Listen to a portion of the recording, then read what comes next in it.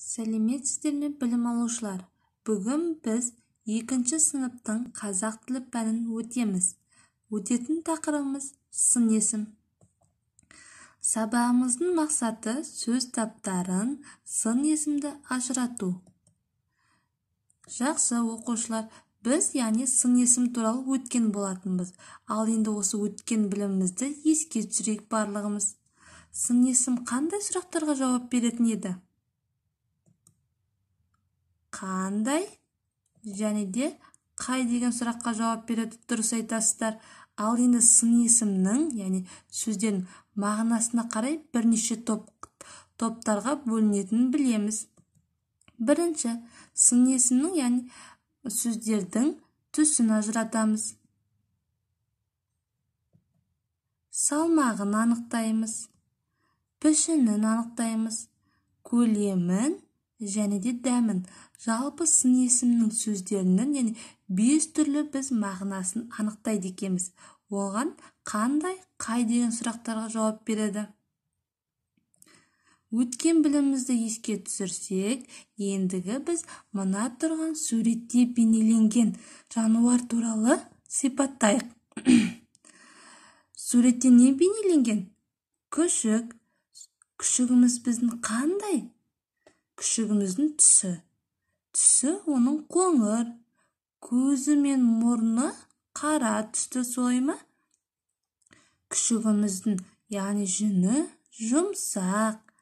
Біздің күшігіміз өте әдемі, ақылды, көріп отқандарыңыздай, және де мейірімді екен. Демек, біздің күшігіміз өте жақсы екен. Жақсы оқушылар, күшігімізді сипаттап алсақ, енді біз электрондық оқулыққа назар аударайық. Бірінші, біз тапсырмаларды орындамай тұрып, ең әуелі ережені қайтадан еске түсіріп алайық. Заттың түрін, түсін, сапасын білдіретін сөздерді сын есім дейміз. Сын есімдерге қандай, қай деген сұрақтар қойылады. Көк, көрікті. Өте жақсы. Ережені еске түсірсек, енді біз тапсырмаларды орындайық. Мына жерде жануарлар бейнеленген. Жануарлардың атаулары жазылып тұр.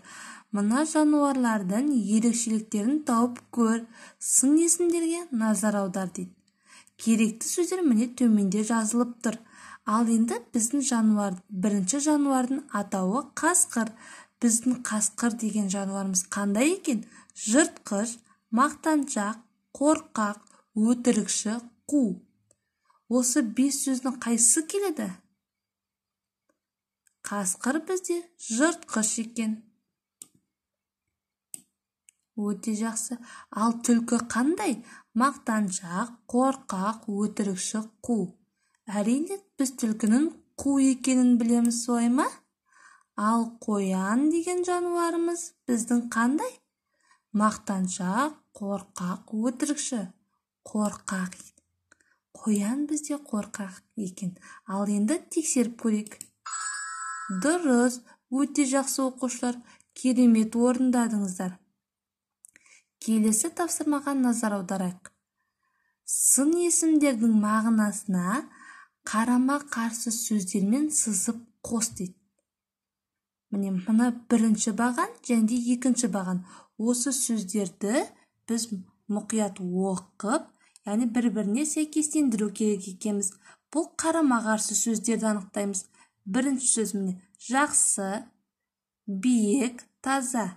Келесі екінші бағандағы сөздер жаман, кір, аласа. Жақсы деген сөзге қарама-қарсы қандай сөз еді? Жақсы, жаман, солай ма? Ал биік деген сөзге қандай қарама-қарсы сөз еді? Биік, аласа, өте жақсы.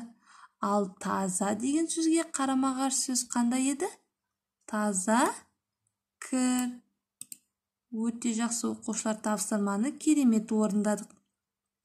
Енді төменде тағы бір тапсырма берілген екен. Мына жерде суреттерге қара.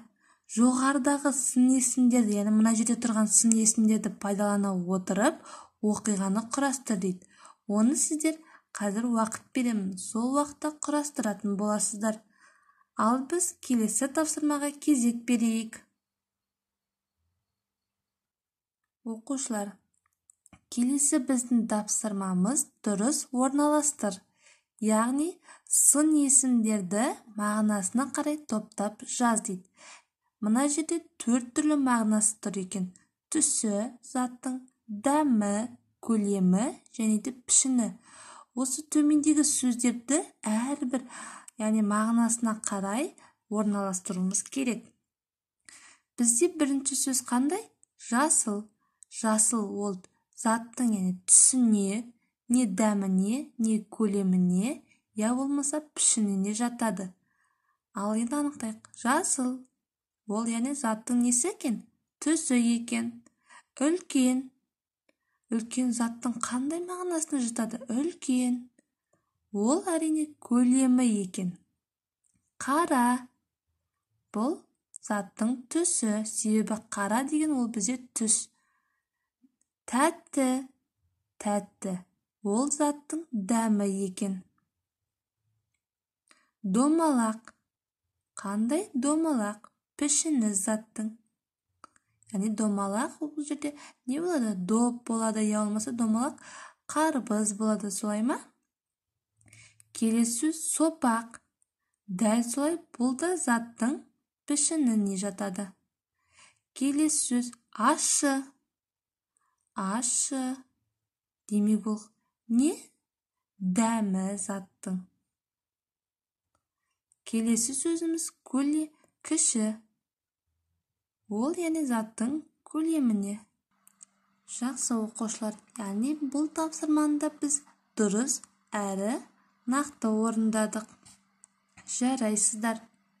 Сіздер де дәл осылай орындаған боларсыздар. Келесі тапсырмамыз ойлан тап. Яғни бұл жерде сын есімдерге зат есімдермен байланыстырып жаз. Мына жерде керек сөздер дейін. Жуас, таза, биік, сұйық, жүйрік, ұзын деген сын есімдер берілген. Осы сын есімдерді біз зат есімдермен байланыстырып жазу керекпіз. Мысалы, мына жерде үлгі тұр. Жуас, жылқы. Келесі сөзіміз бізде қандай сөз? Таза. Таза, тақта. Солай ма? Биік, ағаш. Сұйық, мысалы сұйық айран. Жүйрік, тазы. Ұзын не жатады? Ұзын сызғыш, солай ма? Бірақ та, оқушылар, мен айтылған сөздер сіздер жазбайсыздар. Әр оқушы өздері ойлана отырып, басқа зат есімдерді анықтап дәптерлерімізге жазамыз. Келесі тапсырма, біліміңді шыңда дейді. Суреттегі зат атауларын әр қайсына қатысты бірнеше сын есімді тауып жаз. Яғни сөздің мағынасына байланысты бірнеше сын есімді жазуымызға болады екен.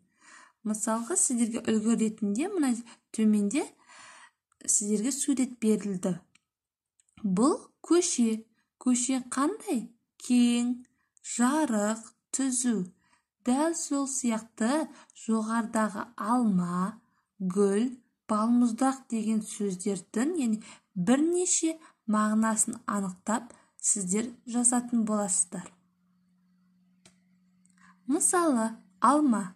Алма қызыл, дәмді, домалақ. Солай ма? Яғни пішінін айтып. Жеңіл, мысалы, салмағын айтатын болсақ. Сол сияқты сіздер гүл және де балмұздақ деген сөздерді әр түрлі мағынасына қарай бірнеше сын есімдерді сипаттап, яғни сөздерді сипаттап жазатын боламыз. Енді үйге тапсырма. Оқушылар, қазақ тілі оқулығындағы 63-ші жаттығуды орындаймыз. Ол бізде 92-ші бетте берілген. Бүгінгі біздің сын есім туралы сабағымыз аяқталды. Сау болыңыздар.